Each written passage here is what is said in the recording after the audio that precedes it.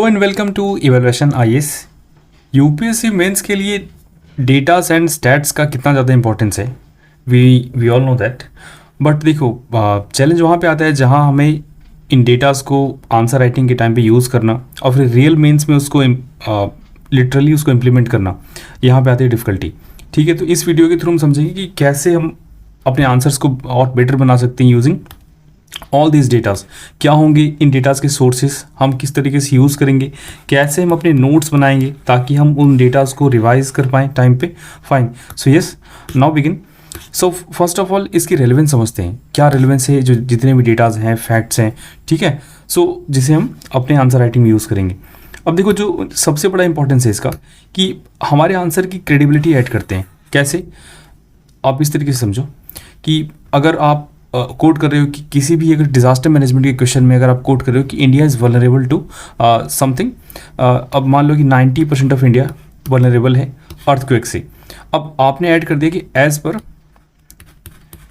NDRF या फिर as per home ministry, ठीक है। तो अब इससे क्या हुआ कि आंसर की क्रेडिबिलिटी बढ़ गई। एग्जामिनर को लगा कि मतलब इसे फैक्ट्स की के बारे में पता तो है, साथ में एक रेलिवेंट ऑथेंटिक फैक्ट डाल रहा है, तो आपके आंसर के इंप्रेशन को बढ़ाता है। देन आप किस तरीके से यूज़ करोगे अपने इन कोड्स को, डेटास को, इंट्रो में, देन बॉडी में, कंक्लूजन में। देखो, इंट्रो की क्या डिमांड होती है, आप आंसर को कैसे स्टार्ट करते हो, ठीक है। आप अपने आंसर का एक मतलब एक डायरेक्शन बताते हो एग्जामिनर को कि इस तरीके से हमारा आंसर चलेगा। फॉर एग्जाम्पल, अगर क्वेश्चन है एग्रीकल्चर के ऊपर में, ठीक है, एग्रीकल्चर के ऊपर में, तो आप वहाँ पे ये तो नहीं लिखोगे ना कि मतलब as per some Ashok Dalwai committee report we need to improve farmer income या फिर we need to increase farmers income. तो आप अपने आंसर में इंट्रोडक्शन में क्या लिखोगे कि as per economic survey something 2000। अब मान लो कि इकोनॉमिक सर्वे 2021 और 22 का आएगा, ठीक है। तो अब इस as per this economic survey अब अपना कुछ एग्रीकल्चर का पोटेंशियल बताओगे या फिर वल्नरेबिलिटी बताओगे, तो आप इस तरीके से इंट्रोड्यूस करोगे। बॉडी में देखो, बॉडी में क्या इंसान करता है, बॉडी में होती है एनालिसिस या फिर आप क्या करते हो, आप डेटा को ना यूज़ करते हुए अपने आंसर में अपने पॉइंट्स को सब्सटेंशिएट करते हो, अपने आर्ग्यूमेंट्स को प्रूव करते हो। सो वहाँ पे आपको डेटा की ज़रूरत होती है। अगर एक करप्शन पे अगर एक आंसर लिख रहे हो इथिक्स में, तो वहाँ भी यू कैन यूज़ डेटा, वो काम आएगा बॉडी में, उसे भी हम देखेंगे। कंक्लूड करते time depending upon the question. अब देखो, क्वेश्चन अगर है सोशल इश्यूज़ का, ठीक है, तो आप अगर मैराइटल रेप पे आंसर लिख रहे हो, तो अब आपको अगर डेटा की समझ है तो देखो, इंट्रो और कंक्लूजन में डेटा ना यहाँ पे थोड़े से मैच कर सकते हैं। जिस टाइप के डेटा आप यूज़ करते हो इंट्रो में, उस टाइप के डेटा को आप यूज़ करके कंक्लूड कर सकते हो अपने आंसर्स को, ठीक है। तो ये हो गई बात रेलेवेंस की, ये है अपने इन चीज़ों की रेलेवेंस। अब देखो, इनको कैसे हम प्रेजेंट करेंगे, ठीक है, कि अब रियल मेंस में या फिर अब जो आंसर राइटिंग करते हैं इंट्रोडक्शन में, ठीक है, कैसे हम इसको इंट्रोड्यूस करेंगे, फिर बॉडी में किस तरीके से करेंगे, और हम अपने आंसर को कंक्लूड कैसे करेंगे, ताकि अल्टीमेटली हमारा क्या टारगेट है कि मार्क्स को हम ज़्यादा से ज़्यादा सिक्योर कर पाएँ, ठीक है। तो इसके लिए देखो, एक स्क्रीनशॉट है एक टॉपर के आंसर का, सम 25th या 4th रैंक, I am not sure, have a look. देखो क्वेश्चन क्या कहता है, क्वेश्चन है बेसिकली अर्बन प्लानिंग यानी urbanization general studies paper 1 GS के सिलेबस 1 से है, ठीक है। अब क्वेश्चन अर्बन प्लानिंग के ऊपर में है। तो अब देखो कि the current urban planning capacities in India are currently skeletal and need systematic reforms and change in mindset. अब अर्बन प्लानिंग पे क्वेश्चन है, तो अब देखो यहाँ पे इंट्रोड्यूस करने के बहुत तरीके हैं। अब लेकिन सबसे आसान जो तरीका है वो है डेटास को यूज़ करते हुए। अब India is among the fastest growing urban centres in the world. अब ये आई कैची एक लाइन दे दी, ठीक है। इस तरीके के स्किल्स आपको सीखने चाहिए आंसर राइटिंग के लिए। Then 11% of global urban population हमारे पास है। देखो, अब इस टाइप की डेटास को रिटेन करने के लिए है कि आपके पास रेडीमेड नोट्स चाहिए अपने, ठीक है। अब वो हैंड रिटेन हो चाहे फिर डिजिटल हो, उसके बारे में भी हम बात करेंगे किस तरीके से अपने नोट्स को हम अरेंज करेंगे ताकि डेटास को हम रिटेन कर पाएँ और अपने आंसर को हम अच्छे से प्रेजेंट कर पाएँ। फाइन, सो अब देखो कि इस तरीके से डेटा को दिया गया, ये 2018 का डेटा है। लेकिन यहाँ पे देखो एक इशू है, मैंने इसलिए इसको पॉइंट आउट किया है। यहाँ पे उसकी कोई देयर इज़ नो क्रेडिबिलिटी। यहाँ पे अगर होता है कि एज़ पर UNDP या फिर एज़ पर इंडिया का जो है अपना नीति आयोग, यहाँ पे ऐसा कुछ भी नहीं है। सो आपको देखो अगर एग्जैक्टली डेटा याद है तो फिर तो लिख दो, नहीं तो फिर अगर इस टाइप की ऑथेंटिसिटी नहीं है तो देन आप इसको अवॉइड कर सकते हो, ठीक है। देन कम्स अब बॉडी में जो डेटा यूज़ किया है, बिकॉज देखो ये आंसर यूनिक लगा क्योंकि यहाँ पे इंट्रो में भी और आंसर की बॉडी में भी डेटा यूज़ किया गया है, सो दैट्स वाई मैंने आपके लिए इसको यहाँ पे प्रोड्यूस किया है। देखिए अब यहाँ पे क्या है कि अब इंडिया का जो इंडियन जो सिटीज़ हैं हमारे जीडीपी में कितना लगभग 65% कंट्रीब्यूट करती हैं, ठीक है।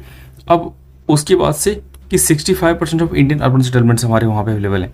तो अब ये आंकड़े हैं, डेटास हैं, ठीक है।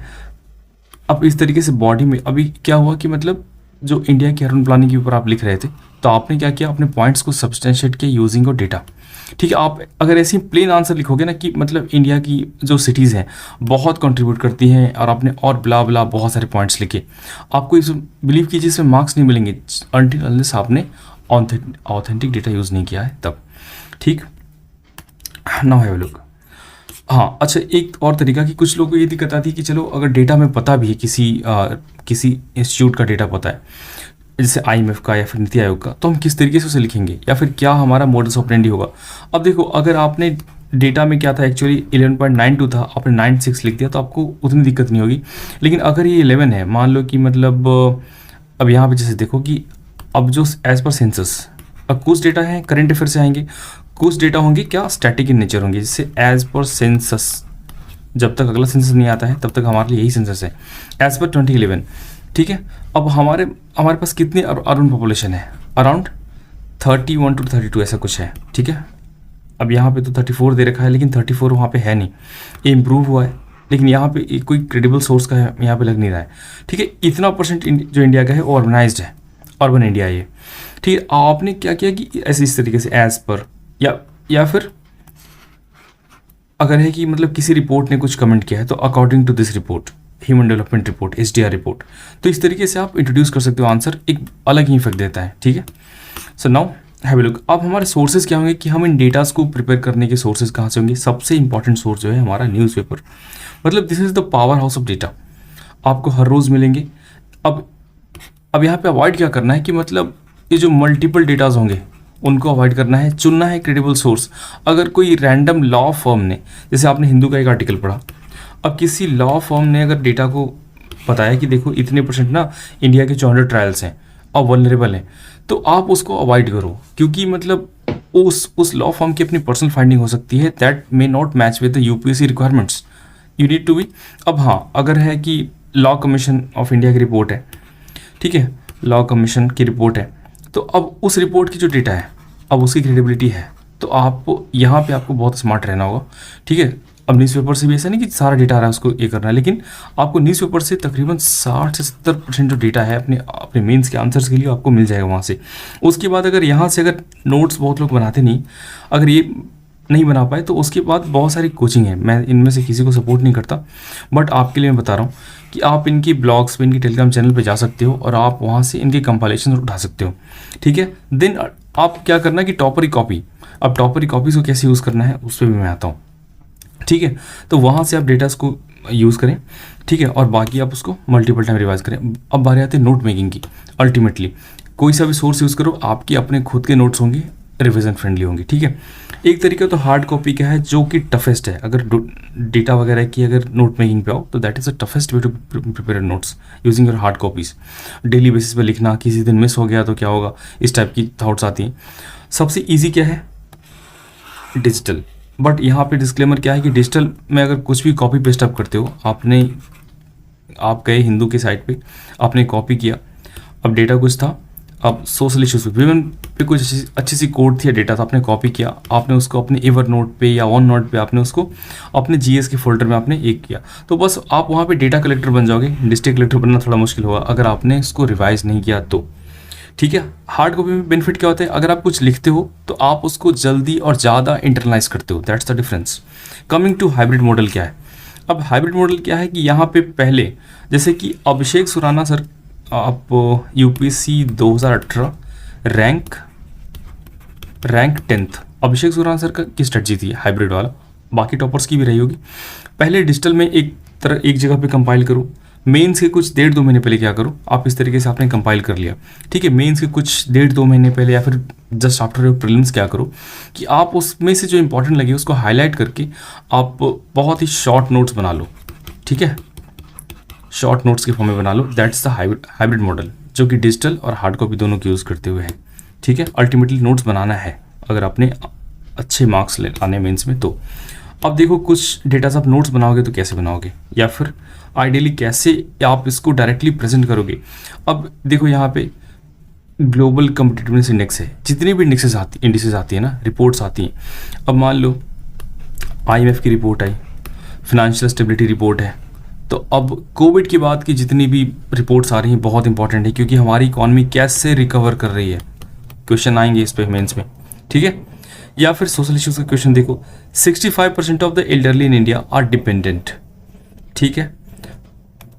अब हेल्थ सेक्टर की रिपोर्ट देखो, अब यहाँ पे क्या है, अगर कोई रिपोर्ट आएगी आउट ऑफ पॉकेट एक्सपेंडिचर, अब जो कि हेल्थ का जो एक्सपेंडिचर होता है ना, जैसे इकोनॉमिक सर्वे 2018 या 19 का शायद था, ईयर मुझे याद नहीं है, उसमें एक अच्छी सी रिपोर्ट आई थी आउट ऑफ पॉकेट एक्सपेंडिचर के बारे में, कि पुअर का जो होता है, कि हेल्थ का जो एक्सपेंडिचर होता है ये इतना % है, कुछ 65 समथिंग अराउंड, ठीक है।